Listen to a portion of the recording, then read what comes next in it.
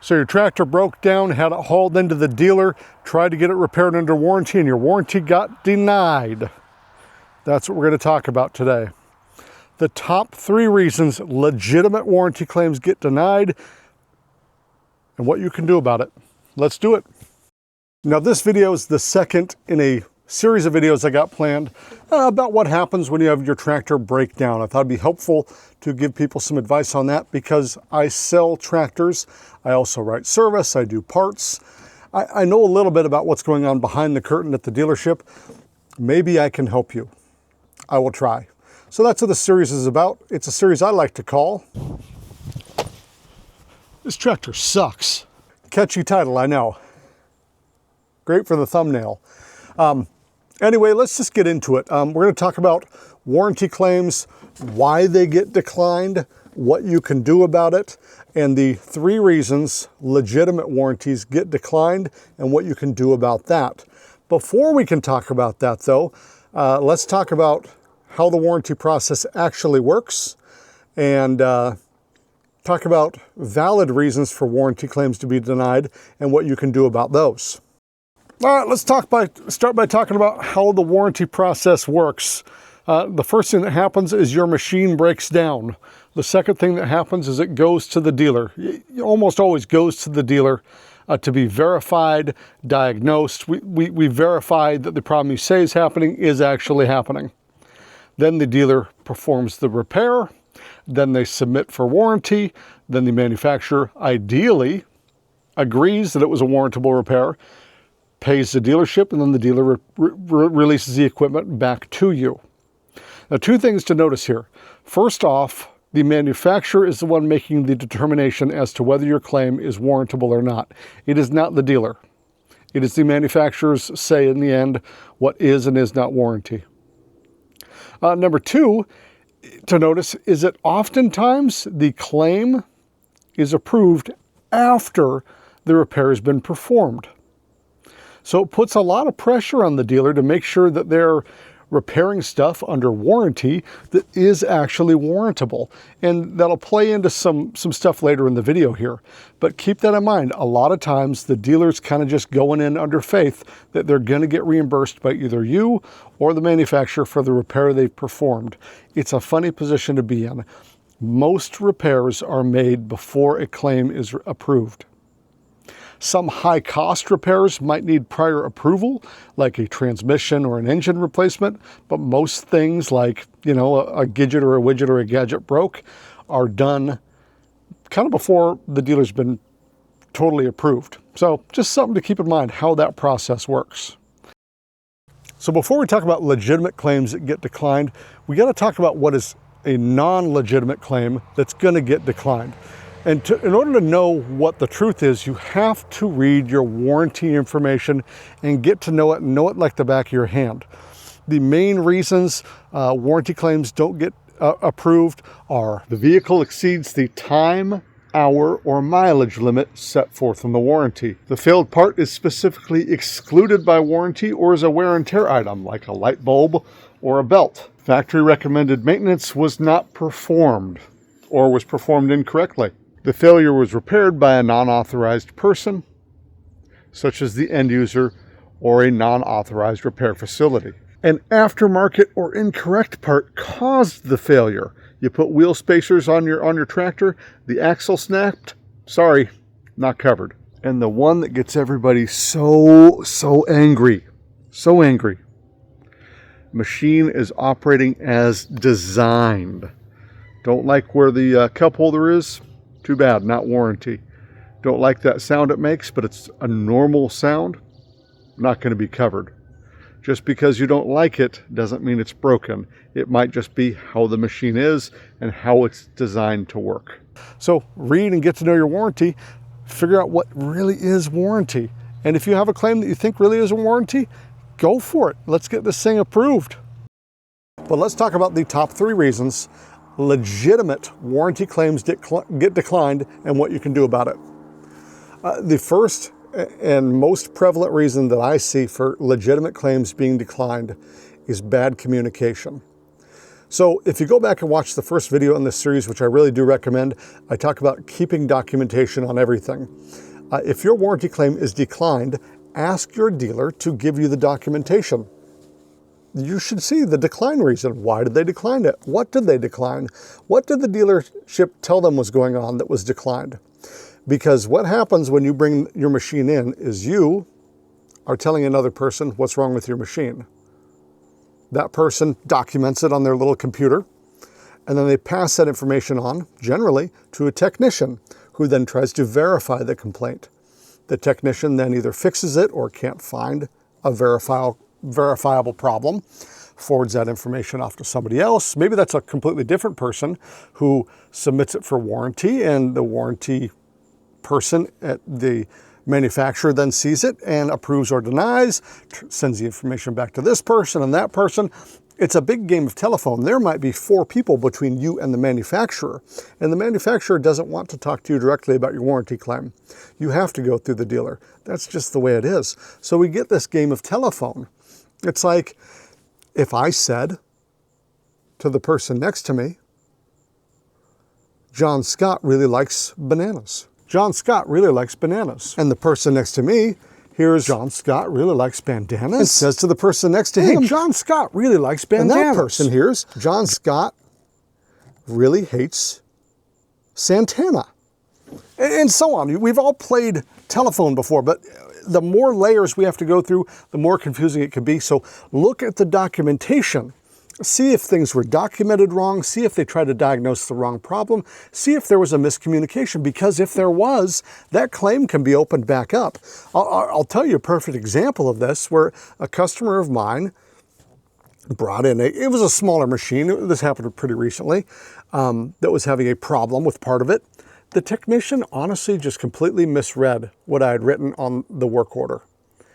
And he said there's no problem here, so he fixed something else, because he misread what I had written on the paper, and the thing he fixed wasn't warranty. It wasn't covered. And so the manufacturer said, no, we're not covering that, sorry. And the customer got a bill, and the customer was very confused. He says, why'd I get a bill? And we went through the paperwork. He says, I didn't ask about that part. That part was working fine. It was this part that was the problem. It was a simple miscommunication, complete accident. We're getting that remedied now. It does happen. Dealers aren't perfect. So read that documentation, make sure things are documented correctly, times, dates, places, sites, smells, whatever. The number one reason I see for legitimate claims being denied is miscommunication on some level. It happens. It can be undone, and that claim can be resubmitted. It certainly can. Now, the second biggest reason that legitimate warranty claims get declined is that the dealer did not submit the claim for warranty. And there's a reason for this. Well, there's technically many reasons, and we'll talk about a couple. But a big reason is if they know you're outside of the warranty period, they just won't send it in. Or if they know the part you want covered under warranty isn't covered under warranty, they just won't send it in. It's one of those things where they don't want to do a repair and then know you're not going to pay and know the manufacturer's not going to pay. So they go, you know what? It's not warranty. That's just how it is. Because these warranty claims do get filtered through the dealer to the manufacturer. See, the manufacturer has a couple people doing warranty claims, but hundreds of dealers. So obviously the manufacturer can't field thousands upon thousands upon thousands of warranty claims every day. But their dealer body can, and their dealer body can act as a filter, filtering those warranty claims before they waste somebody's time, honestly, at the manufacturer. It's a system that speeds things up quite a bit, in all honesty, even though the warranty system is pretty slow. But it would be way slower if every single claim was microscopically analyzed by the manufacturer, who can't even see your machine. They kind of depend on the dealers to filter some through. So the dealer might have just decided it wasn't warranty. But what if it is? What do? Start by asking the dealer for the documentation. Can I please have the documentation about the warranty claim and why it was declined? I would like to see it in writing. And if the dealer can't provide that to you, it probably means there is none. Kindly ask that they submit for warranty. And you may have to nudge them a little bit nicely and say, hey, listen, if it's not warranty, I'll pay for it. I just want that claim denied in writing from the manufacturer. You might have to give that dealer a deposit towards the repairs. We've had repairs approved by warranty we thought would never be repaired in a million years. So we told the customer, hey man, you pay me up front, I'll submit it. And we were shocked. Customer got a new engine, even though they did something stupid. It can happen, but the dealers try to protect themselves by just not sending in claims sometimes and just saying, no, sorry, that's not warranty. So you may have a legitimate claim that gets denied by the dealer. Even though the dealer is not the one making the end decision on the warranty, they may, on the manufacturer's behalf, just decide they're not going to do it. There may be other reasons. They might be too lazy to send it in. They might not like you. They might not like the machine. There are some cases where the dealer doesn't want to do the work because the amount of money they get paid to do for warranty, they get paid for warranty work is less than they would normally charge. It stinks. It's a problem industry-wide. I'm sure there's a lot of dealers and manufacturers who wouldn't want me to say that, but it is the truth. Warranty pay amounts are lower than customer pay, and some dealers, honestly, are kind of sleazy, and they just don't want that warranty money. They want the customer pay money. It's rare, but it can happen. So if they can't give you the documentation, that's kind of proof that it was never submitted. Push them to do it. Give them a way out. Say, hey, I'll pay for it if it's not warranty. Let's go, though. Let's push this thing through. And 9 times out of 10, they will. And the 10th time out of 10, if they still won't, you might need to go to another dealer. That's just the way it is. Why marry yourself to somebody who doesn't want to be married to you? Find another route, find another avenue. But if you ask for that documentation and you don't get it, it's probably because it wasn't submitted. Legitimately, if the dealer already knows it's not going to be warranty and they don't want to waste their time and money, or illegitimately because they're lazy or prejudiced or having a bad day or something. There are reasons, but that's the second reason legitimate warranty claims don't get approved is because they were never submitted in the first place. The third reason that I see warranty claims not get approved, and it is rare, is that the manufacturer just doesn't want to pay. They just don't want to pay for it. And these ones can be kind of hard to fight, because what do?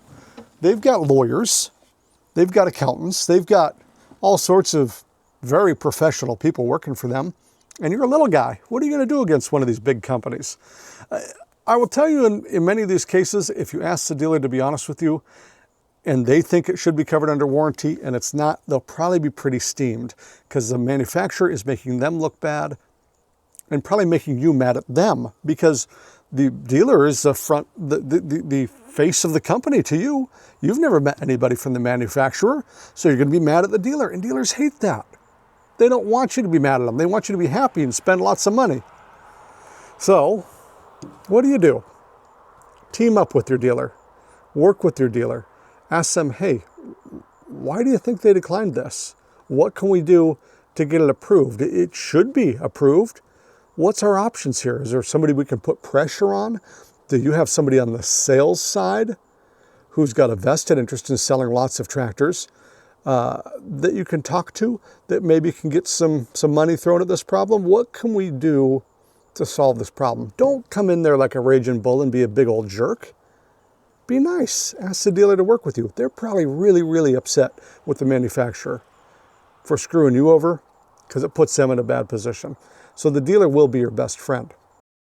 Now, if that doesn't work, there's other ways to pressure a manufacturer. This is not going to be a master course on that, but sure, social media is a great way to do it. You go on Twitter or X or Facebook or wherever you got to go and basically just blow the manufacturer up. It'll probably get some attention. You shouldn't do that if you don't have a valid claim. It's something where it's kind of a nasty thing to do, but it can be very effective. What about something like the Better Business Bureau? They're worthless. Just like this non-alcoholic beer, it's all show and no substance. Rarely will a manufacturer care about a Better Business Bureau complaint because the Better Business Bureau cannot enforce anything. They're not a government body. They're just an organization that collects money from businesses to post them on their website nowadays. They don't do anything. But there's other avenues. There's the Attorney General in your state. You can make complaints to them, and although they do not enforce anything or sue on your behalf, they will write a letter on your behalf, sometimes, to the manufacturer. And if they see a pattern of abuse, they might go after that manufacturer, but they're not going to represent you in court. But an Attorney General complaint can help. There's the Federal Trade Commission. Sometimes they'll do something, sometimes they won't. Usually they won't. These big government bodies don't really do much. They just collect money and hire people to push papers. Let's be honest here. And believe me, I think it's great having an Attorney General in the state of Washington, where I'm at, who goes after businesses that are picking on people. I think they're great. I think the FTC is a great thing. I think the Consumer Protection Bureau is a great thing. But oftentimes they can't do much for you. But you can start there. And once you get more and more pressure on these manufacturers, sometimes they'll buckle. You might try calling them on the phone. It probably ain't going to do you any good. You can write strongly worded letters and emails. It probably won't do you any good. But trying to put some social pressure on them, getting your dealer to help you put pressure on them, sometimes they'll finally say, listen, this person's a pain in the neck. Just do the work. We don't want to deal with them anymore. What if you have to hire a lawyer? I could never tell you that's a good thing. Hiring a lawyer never works out great for anybody. They cost you money. They cost the manufacturer money. The dealer might get pulled into it. Don't sue your dealer over a warranty claim that was declined. They're not the guys doing it. It's the manufacturer. Get the dealer to be your friend. But lawyers are going to suck money out of everybody, and nobody's usually going to win. But if you got to hire a lawyer, go for it. Just know that you're going to have to come up with money up front, and you might not get money out of them, or it might take years. But if you have to, do it. But make sure you have your documentation. If you don't, in step one, have all your documentation straight, forget about getting that claim reversed. If it's legitimate and the manufacturer is just being a pain in the neck, forget it. But sure, if you got to hire a lawyer, pony up the dough up front. Have your dealer perform the repair, because you have to have something to sue for. Look, so you have to have the repair performed. You have to be out money to sue somebody. I'm not a lawyer, but that's how it works. So be prepared to be out a lot of money. Unfortunately, you may have to do that. And, if all else fails, maybe your dealer will feel pity on you and take the machine in on trade and deal with it. And hopefully you'll never be in that situation. But that's it. Those are the 3 top reasons that legitimate warranty claims get declined. It stinks. I'm sorry, but it happens. Next video is going to be what to do if your dealer ghosts you. You're in the middle of getting a repair and they don't return your calls or emails or texts. What's going on? They've had your tractor for like a year. Why aren't they fixing it? I'm going to talk about why sometimes I screw up and don't fix your machine and forget all about you, and what you can do to fix that problem. That's going to be the next video. Has this been helpful? Let me know in the comments. Is there something else you want to know about tractor breakdown stuff and how to navigate the dealer world? Let me know in the comments. I'll be happy to make more videos where I just sit on my tractor after work, drink a little NA beer for no good reason, and spout dubious advice. All right, we'll see ya.